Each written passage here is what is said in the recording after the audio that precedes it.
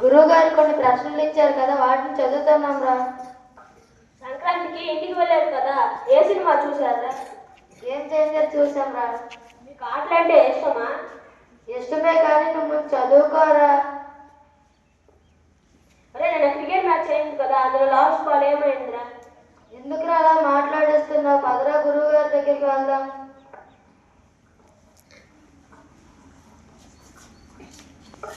నమస్కారం గురువు గారు.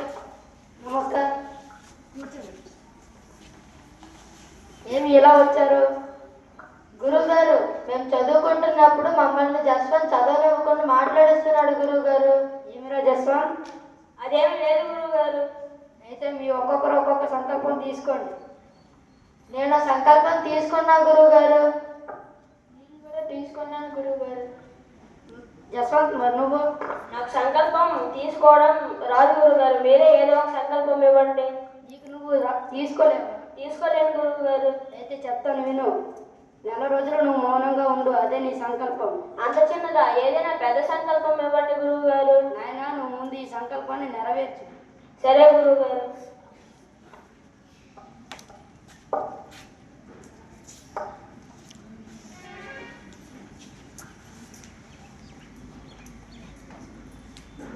బా, ఎంత మౌనంగా ఉందామన్నా అవ్వట్లేదు. ఒకసారి గురువు గారి దగ్గరికి వెళ్దాం.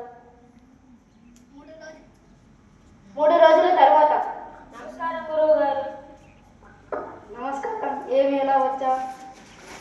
నేను ఎంత మౌనంగా ఉందామన్నా నాకు అవడం లేదు గురువు గారు, మీరే ఏదో ఒకటి చెప్పండి.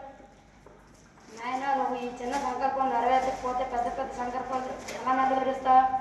ఎప్పటి వరకు అయితే నీకు బయట వ్యక్తులు మాటలు వినిపిస్తాయో అప్పటి వరకు నీకు ప్రశాంతత ఉండదు. బయట మౌనంగా ఉంటూ లోపల మాట్లాడుతూ ఉంటావు, కాబట్టి ఆ మాటల నుండి దూరంగా వెళ్ళిపో. సరే గురువు గారు. ఏం చేద్దాం? నిర్జన ప్రదేశానికి వెళ్దాం. అయితే అడవికి వెళ్ళిపోదాం.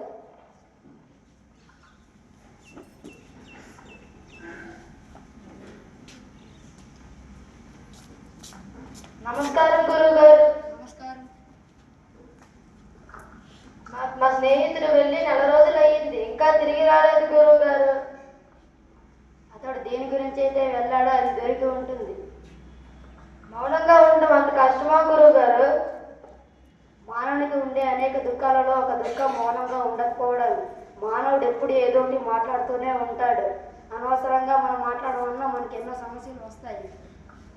దీనికి పరిష్కారం లేదా గురువు గారు? ఎందుకు లేదు? నరం లేని నాలుక ఏదైనా మాట్లాడుతుంది కదా.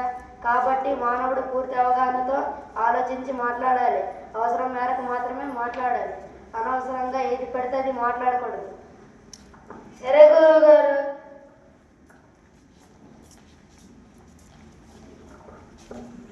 మూడు నెలల తరువాత.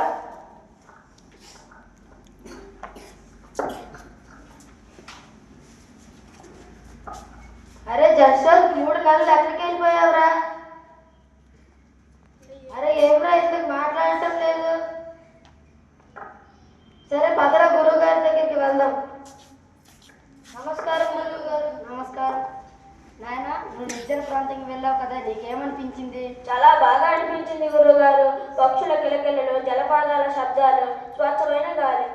ఆ శబ్దాలు నీకేమైనా ఇబ్బందిగా అనిపించాయా? లేదు గురువు గారు. చూసావా, మాట్లాడకుండా ఉంటే ఎంత ప్రశాంతంగా ఉందో. నీ సంకల్పాన్ని నువ్వు చక్కగా నెరవేర్చావు. ఇలాగే నీ సంకల్పంతో ఉండి అవసరమైనప్పుడు మాత్రమే మాట్లాడు. సరే గురువు గారు. ఇప్పటి నుంచి ఎక్కడ మాట్లాడాలో తెలిసింది కదా, ఇప్పటి నుంచి బాగా చదువుకుంటాను.